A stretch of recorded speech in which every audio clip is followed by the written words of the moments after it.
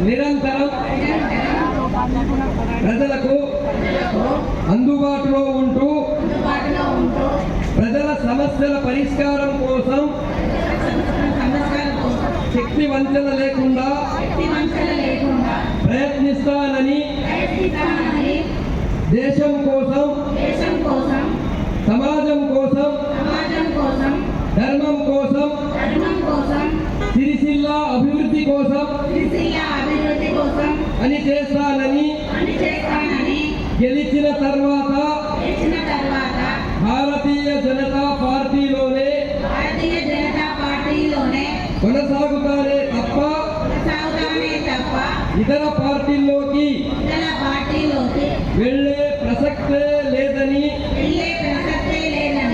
నిరంతరం పార్టీ కోసం నిజాయితీతో అంకిత భావంతో పని చేస్తానని దైవ సాక్షిగా నాకు జన్మనిచ్చిన నా తల్లిదండ్రుల సాక్షిగా